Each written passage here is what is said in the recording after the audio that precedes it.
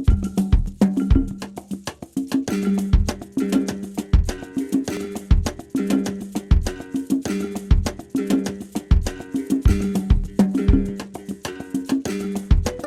Studies is a small and dynamic unit here at Grand Valley State University.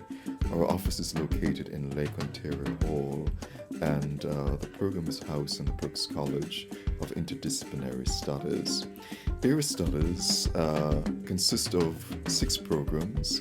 The programs include Chinese Studies and East Asian Studies, Latin American Studies, African American Studies, Middle East Studies, and Russian Studies.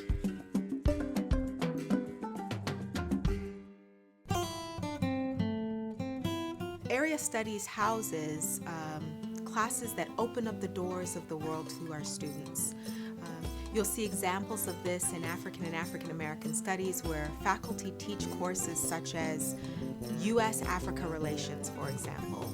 We have recently lots of events that have taken place in the Middle East, and studying about those countries and peoples and languages allows people to get a richer understanding and make sense of those events on an academic level that you don't necessarily get just from watching the news.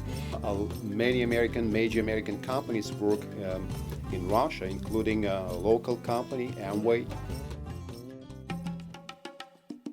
So our 2 major goals in Area Studies are: one is to introduce our students to different places or different parts of the world, or to focus on certain regions of the world so our students can be knowledgeable about these specific areas.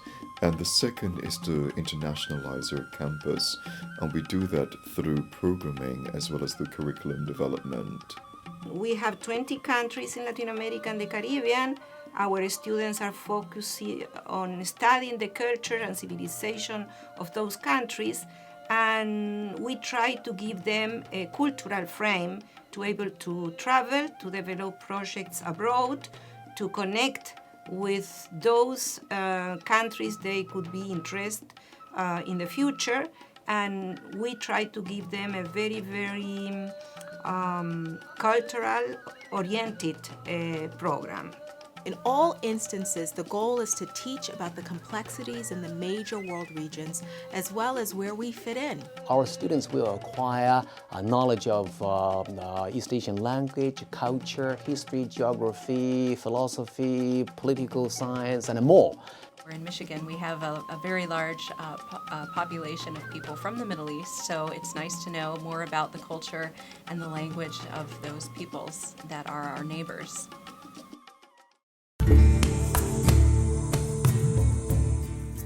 One of the things that's also nice about pursuing a degree here in one of our programs is that you get to work closely with our professors. We have small classes, and students also have the opportunity to be engaged in high-impact learning and also to pursue study abroad programs.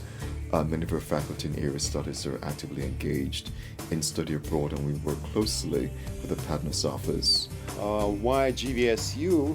Because GVSU is the location and the size of the school is perfect for the students who want really experience involvement in the community work. Grand Valley State is committed to internationalization, not only of its programs, but of its campus as well. Grand Valley's East Asian Studies program is very unique, not only in Michigan, but also in the whole country, in the whole world, I believe. We have almost 20 faculty from many different disciplines.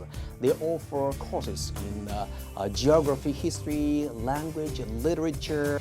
Grand Valley, one of the strengths of our program is we have a very diverse faculty that are drawn from across the university, from multiple disciplines and departments, and they're all very engaged in the curriculum and the programming. We've had great success with our alumni. They go into all kinds of diverse fields, so they might end up at the State Department or in non-governmental organizations.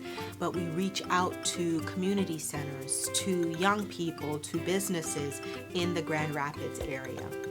In the future, I believe those graduates will be cultural ambassadors between China, Japan, Taiwan on one side and the US on another. So they will bridge the two cultural zones. One of our graduates, for example, is the former US ambassador to Russia, John Byerly. When I came to Grand Valley, I looked around to see what were the hard languages that were being offered. At the time, you were offering Chinese, Arabic, and Russian. I think Chinese and Arabic might have been taped instruction. I'm not sure that there was a live instructor.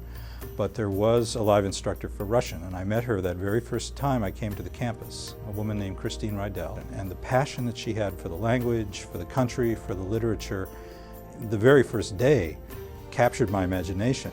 And then as I was in many of her classes that first year, really infected me with an appreciation for the language, the literature, the country that's never left me.